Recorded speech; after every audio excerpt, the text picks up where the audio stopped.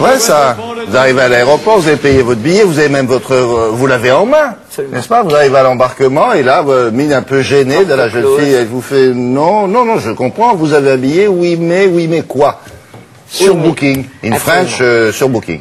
In French, sur offre. Sur On peut dire ça comme ça. C'est vrai que c'est assez désagréable. Et pourquoi on en est là? Tout simplement parce que les compagnies aériennes vendent plus de billets que de places dans l'avion.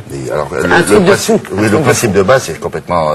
c'est complètement... parce qu'ils espèrent bien qu'il y en a quelques-uns qui viendront pas. Et alors, en fait, c'est pas qu'ils espèrent bien, c'est que on est aussi un peu responsables, nous, les passagers et les consommateurs, dans la mesure où on a à peu près 20% des passagers qui ne se présentent pas à l'enregistrement, mais qui ne préviennent pas. C'est-à-dire qu'ils n'annulent pas leur réservation. Bon. Donc, c'est vrai que les compagnies aériennes se trouvent face à deux solutions. Soit on fait voler les avions à 80%, et ça signifie à terme une augmentation des tarifs. Ça va pas durer éternellement de voler... Ils viennent pas, mais ils ont payé. Qu'est-ce que ça peut leur faire qu'ils fassent...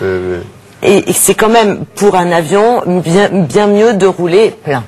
Une réservation, c'est gratuit. Et pour maintenir la gratuité des réservations, tant que vous n'avez pas votre billet en main, eh bien, vous n'avez pas payé. Parce que ça reste gratuit. Alors, pour maintenir ça, pour maintenir les tarifs, c'est vrai qu'ils vendent plus de places, plus de billets que de places disponibles. Or, quand tout le monde arrive... C'est eux qui vous disent ça, les compagnies, ils vous disent, c'est pas de notre faute, là. Ils disent pas que c'est pas de leur faute. Je crois qu'ils sont assez conscients du fait que c'est très désagréable et généralement, ils entendent un peu parler du pays parce que quand vous êtes avec famille, valise et que vous n'embarquez pas, c'est quand même extrêmement désagréable. Ce prétexte à nous, on le fait parce que on veut pas voyager. Toutes les compagnies le font. Ils vous disent parce que sinon, on maintient les tarifs. Et sinon, ils augmenteraient les tarifs. Sinon, à terme, on augmenterait les tarifs. Automatique. Enfin, bref. En attendant, quels sont les recours si jamais ça nous arrive? Alors, on a consulté la responsable juridique du syndicat national des agences de voyage. Bon.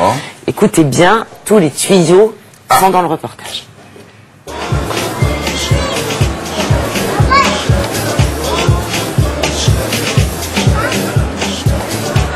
Le passager qui est surbooké a le droit en premier lieu à la prise en charge de l'assistance dans l'aéroport.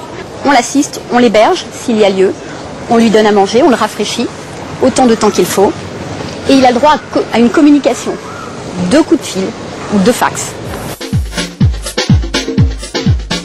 Si le délai d'attente est trop long? Alors le client qui ne veut pas attendre a le droit de renoncer à son voyage et dans ce cas la compagnie lui rembourse le prix du billet qu'il a payé. Donc j'allais à Tunis au mariage de mon cousin et j'ai été obligée donc, de décaler mon vol de 24 heures, de revenir le lendemain à l'aéroport. Et donc pour pas qu'on fasse de scandale, puisque de toute façon il n'y avait plus de place au moment, c'est-à-dire on ne proposait même pas de prendre l'avion, on nous proposait de nous donner de l'argent pour pouvoir rentrer chez nous, nous payer le taxi et revenir le lendemain, donc 24 heures plus tard. Si le client attend, la compagnie le prend en charge évidemment pendant ce temps d'attente et doit lui proposer un vol dans un délai raisonnable pour l'acheminer à sa destination finale. Le délai raisonnable, c'est subjectif, c'est le client qui va considérer si ce délai il est capable de l'attendre. On peut imaginer que ça ne peut pas dépasser plusieurs jours. Quand je suis victime d'un surbooking, ça se termine à l'amiable généralement et avec alors un désintéressement. Alors soit c'est un billet qui est offert, soit c'est notre moyen de compensation. Pour certains, c'est un jus d'orange et un sandwich. Mais moi, en fin de semaine, moi, un jus d'orange et sandwich, je m'en passe. Troisième point, l'indemnisation du client surbooké. Il a le droit à une indemnisation de 200 € si son vol ne dépasse pas 1500 km. 400 € si son vol est compris entre 1500 km et 3500 km. 600 € au-delà. Cette compensation-indemnisation est versée sous la forme qui convient au client, virement, carte bancaire, voire même des bons, des avoirs, si le client est d'accord. Quand l'avion est surbooké, la compagnie va décider de faire appel au volontariat. Donc le client peut effectivement manifester le fait qu'il veut être surbooké et disposer de la prise en charge et d'une compensation à négocier avec la compagnie. Si la compagnie ne trouve pas de volontaire, elle va procéder à un surbooking de fait. Moralité, ça s'arrêtera jamais. Moralité, c'est un peu compliqué. Parce qu'on a tout compris, on va être remboursé, très bien. Oui. Bon. Non, mais il y a une solution. Moi, je vous la propose. Vous leur direz, vos copains, là. C'est une réservation à une date limite. Oui, c'est-à-dire, vous partez le 30 et vous dites, votre réservation n'est valable que jusqu'au 26. À partir du 26, la compagnie disposera de cette réservation et pourra vendre vraiment le fauteuil. Tout à fait. Ou alors faire des réservations payantes. Ouais, par exemple aussi. Là, peut-être qu'on penserait à annuler pour être remboursé. Alors, deux choses. Oui.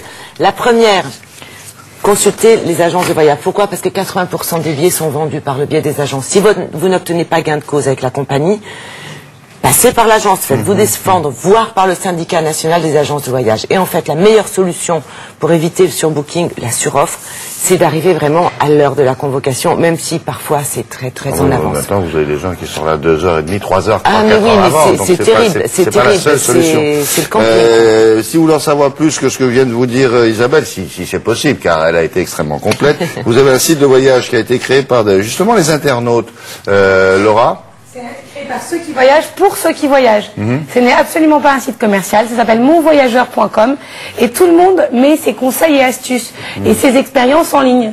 Donc par exemple, si vous êtes obligé de rester parce que vous avez accepté la proposition de la compagnie aérienne et d'être payé un peu plus cher et d'avoir un dédommagement et de rester 2 jours de plus dans une ville, on vous dit où aller pour un prix défiant toute concurrence, on vous donne des adresses d'habitants, enfin c'est vraiment très bien fait. Et enfin un vrai bon site de voyage, monvoyageur.com. C'est tout nouveau et c'est bien. Merci Laura.